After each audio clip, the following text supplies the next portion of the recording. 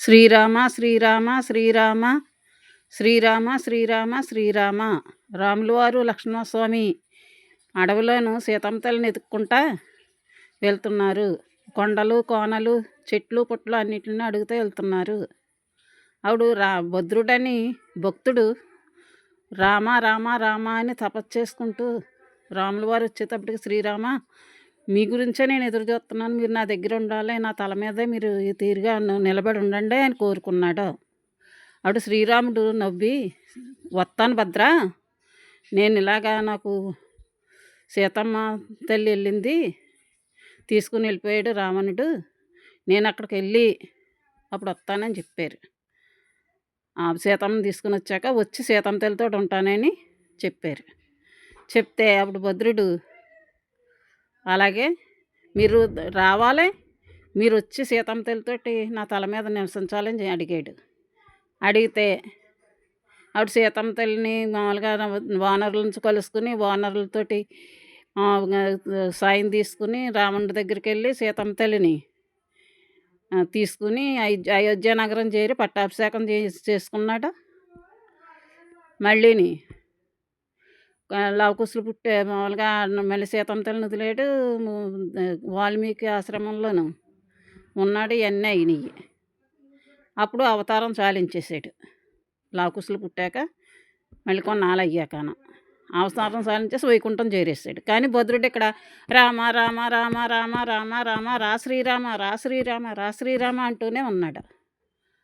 అప్పుడు కొన్న ఎన్నాళ్ళైనా రాలేకపోతే రామ ఎందుకు రావు రామ ఎందుకు రావు రామ, యుగం మారిపోయింది రామ ఎందుకు రావు రామ అని, రామ నిన్ను మాట మట్టుకు తప్పనివ్వను, నేను ఎందుకు తప్పనిస్తాను, నువ్వు రావాలంతే, నువ్వు నాకు మాట ఇచ్చాక నువ్వు మారితే కుదరదు, రా రా రా శ్రీరామ రా రా సీతమ్మ తల్లిని తీసుకుని రా అనేటప్పటికి అక్కడ వైకుంఠంలో మహావిష్ణువు ఈమె దీని అమ్మో నా భక్తుడు పిలుస్తున్నాడు అలాగని పరుగు పరుగున సిరిని వదిలేసాడు, శంఖచక్రాలను వదిలేసాడు, గరుతుమంతుడిని వదిలేసాడు.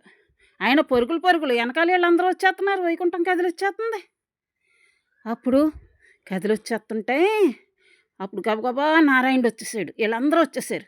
ఆడు భద్రుడి దగ్గరికి వచ్చేసాను, నీకేం కావాలో కోరుకో భద్ర అన్నాడు. అనేటప్పటికి ఎవరు నువ్వు, నేను ఎరగను, నాకు నా రాముడు రూపంలో కనిపించాలి అన్నాడు. ఈ లోపల సిరి శంఖచక్రాల అందరూ వచ్చేసారు. అప్పుడు రాముడు రూపం ఎత్తేసాడు విష్ణువు. ఆవిడ సీతమ్మ తల్లి తొడ మీద కూర్చుంది. లక్ష్మీదేవి సీతమ్మ తల్లి అయ్యి కూర్చునేసరికి లక్ష్మణస్వామి పక్కన ఉన్నాడు. శంఖచక్రాలు భరత శత్రుఘ్నులు అయ్యారు. అప్పుడు ఆహా ఏమి నా భాగ్యము శ్రీరామ, ఈ తీరుగునే నా శిరస్సు మీద ఉండు స్వామి అలాగని భద్రుడు ఇంకెంతో ఆనందపడిపోయి నువ్వు ఇక్కడే ఉండాలి, నా దగ్గర ఇలాగే ఈ అవతారంతోనే ఉండాలి భూలోకంలో అలాగని నా దగ్గరే ఉండాలి, నా శిరస్సు మీద ఉండాలని కోరుకున్నాడు. అప్పుడు శ్రీరాముడు లక్ష్మీదేవి అందరూ సీతారాములు అయ్యి ఉన్నారు. ఉండేటప్పుడు చాన్నాళ్ళు అలాగా ఉండిపోయాడు కొండల్లోను. ఉండిపోయేటప్పుడు కొన్నాళ్ళకి శబర వంశస్థురాలైన ఆవిడ అది అక్కమ్మ చూసి అక్కమ్మ ఉన్నది. ఆ అక్కమ్మ దగ్గర కల్లో కనిపించి నేను పలానా దిక్కున ఉన్నాను అక్కమ్మ, నువ్వు నా దగ్గరికి వచ్చి పూజ చెయ్యి అని చెప్పాడు. ఆవిడ అక్కమ్మ వెళ్ళి అన్నీ తుక్కులు అన్నీ తీసేసి చూస్తే అక్కడ చంద్రుల వారు సీతమ్మ తల్లి లక్ష్మణబాబు అందరూ కనిపించారు. కనిపించేసరికి ఆవిడ చూసి శ్రీరామ ఇక్కడ ఉండిపోయావా తండ్రి, నేను ఇవన్నీ శుభ్రం చేస్తాను అలాగని అన్నీ శుభ్రం చేసి తాటాకులు పందిరేసి అప్పుడు ఏంటి స్వామి నీకు ఒక రాజుకి అల్లుడివి, ఒక రాజు కొడుకువి, ఈ ఎన్నో భవనాలకి అధిపతివి, మహారాజువి, నువ్వు సార్వభౌముడివి, నీకు తాటాకి పందిరే నీకు ఇల్లయిందా స్వామి, ఇదే భవనాలు అనుకో, ఇదే రాజకోట అనుకో స్వామి అలాగని ఆ తల్లి ప్రసాదం పెట్టడానికి కూడా తల్లి దగ్గర ఏమీ లేదు అక్కమ్మ దగ్గర. అప్పుడు ఒక తాటి చెట్టు ఉంటే ఆ తాటి చెట్టు మించి ఒక పండు పడింది, తాటిపండు. ఆ తాటిపండు పెట్టి రాముల వారికి అదే ఆవిడ ఆహారంగా తీసుకునేది. ఇలా ఉండగాను అప్పుడు తల్లి అన్నదే అక్కమ్మ స్వామి మహారాజా నువ్వు మహారాజువైనా గాని నేను తాటిపండే పెడుతున్నాను. ఇదే పంచపక్ష పరమాన్నాలనుకో స్వామి, తాటాకు పందిరే భవనాలనుకో స్వామి.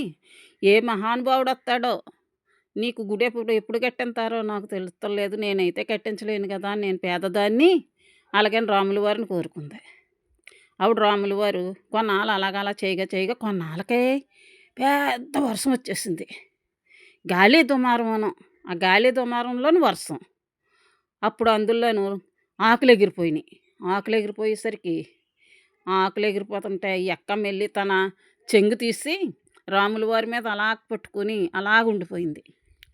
అది మా తహసీల్దార్ గారు చూసి గోపన్న అని తహసీల్దార్ గారు ఆయన ఏంటి ఆవిడ అలాగా వానలో నిలబడి అలా చెంగెట్టుకుందంటే ఇలాగ ఆవిడకి రాముడంటే చాలా ఇష్టం.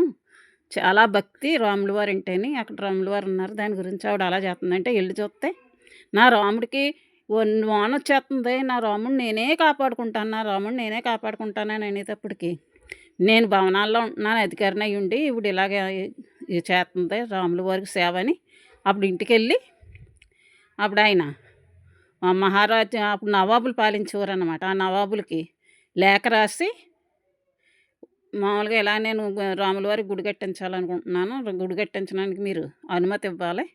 అలాగని లేఖ రాస్తాడు. ఆవిడ లేఖ రాసి పంపి అప్పుడు రాముల వారికి ఆవిడ ప్రజల దగ్గరికెళ్ళి జోలి పడతాడు. ఇలా రాముల వారికి గుడి కట్టించాలి. మీరు సహాయం చేయండి అని. అందరూ బోలెడు సహాయం చేస్తారు ప్రజలందరూను. ధనం మళ్ళీని ఈ మామూలుగాను ఆగాదెట్టి గుళ్ళు కట్టేస్తాడు. ఆయనకేమో మామూలుగా పన్నులు ఇవన్నీ పంపేస్తాడు. మయాని తినేస్తారనమాట పన్నులు పంపిన డబ్బులు. తినేస్తేని అప్పుడు ఇవి పన్నులు కట్టలేదు అలాగని నవాబు గారు ఈ గోపన్నని ఖైదులో పెట్టేస్తారు. ఖైదులో పెట్టింతే అప్పుడు ఖైదులో పెట్టించాకను రామా ఎందుకు రామా నాకు ఈ శిక్ష నేను ఏం చేశాను ఆ డబ్బులు ప్రజల డబ్బులు ఎట్టి నీకు గుడి కట్టించాను నేను తప్పేం చేయలేదు అయినా కానీ నాకు ఈ శిక్ష ఏంటి అలాగని రామా రామా రామా నన్ను రక్షించడానికి రా తండ్రి అలాగని చాన్నాళ్ళు ఉన్నాడు దగ్గర దగ్గర 14 నెలలు అనుభవించాడు. వాళ్ళకి కొరడాలు ఇచ్చి కొట్టేసేవారు. మామూలుగాను ఏదోటి ఇది సున్నం నీళ్ళు కలిపిని పెట్టేవారు. అదే అమృతం అనుకుని రామా ఇదే కమలాపళ్ళు ఇదే తీపి ఇదే మధురం అలాగని అదే తిని అలా శ్రీరాముల వారిని తలుసుకుంటా అలాగ ఉన్నాడు ఉండేటప్పటికి అప్పుడు రామా నేను ఇంక దెబ్బలు భరించలేను నేను ఇంకా నన్ను నీ దగ్గరికి తీసుకెళ్ళిపోవాలి నేను చేసిన తప్పు కాదు నేను నీ గుళ్ళు కట్టేంత తప్పు కాదు అలాగని కోరుకున్నాడు.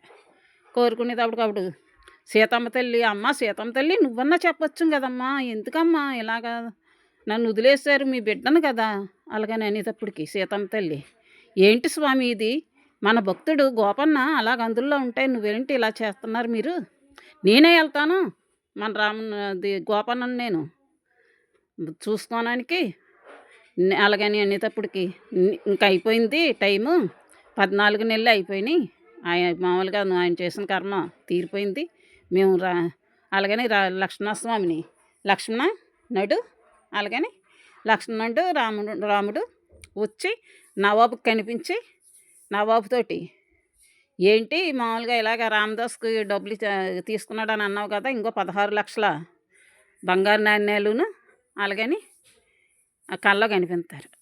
ఎవరు మీరని అడిగితే నా పేరు రామోజీ మా తమ్ముడు లక్ష్మోజీ అని చెప్తాడు. చెప్పేటప్పటికి అప్పుడు ఏంటి మామూలుగా రామోజీ లక్ష్మోజీ అలాగని కళ్ళలో అనుకుంటున్నాడు. ఆవిడ నీ డబ్బులు నీకు ఇచ్చేస్తున్నాం అలాగని అనేటప్పటికి ఆవిడ లక్ష్మోజీ డబ్బులు ఇచ్చాయి 16 లక్షల నాణ్యాలును అనేటప్పుడు వరహాలు ఇచ్చేయమనేటప్పటికి 16 లక్షల వరహాలు అలాగా వేసేస్తాడు. వేసేసేసరికి అప్పుడు లేచి నవాబు చూసుకొని ఏంటిది కళ అనుకుంటాడు. కళ అనుకుంటే కళ కాదు అది ఎదురుగుండా శ్రీరాముడు రాముడు ఉండి నాణ్యాలు రాముడి రూపం ఉన్నాయి నాణ్యాలు ఉన్నాయి బంగారు నాణ్యాలు 16 లక్షలను. ఆవిడ గబగబా వెళ్ళి గోపన్న దగ్గరికి వెళ్ళి కౌగిలించుకుని ఏంటి ఇంత భక్తుడు నువ్వు మా రాజ్యంలో ఉండటం పెద్ద మంచిది ఇంత మా అదృష్టం అలాగని వెంటనేని పల్లకీ తెప్పించి ఆ పల్లకీలోని మళ్ళీ ఇంకొక పెద్ద బండిలోను మామూలుగా రత్నమాణిక్యాలు అన్నీ వేసి బహుమతులు ఇచ్చి పంపిస్తాడు. పంపించాక అప్పుడు ఏమి నాకు వద్దు నా రాముడి దర్శనమే నాకు కావాలి అంటాడు. అప్పుడు రామా ఎందుకు నన్ను ఇలా చేస్తావు? ప్రభువులు ఒకటని నిరూపించావు నువ్వు. అందుకని నువ్వు నాకు దర్శనం ఎందుకు ఇవ్వవు? నేను నీ నామమే జపిస్తున్నాను.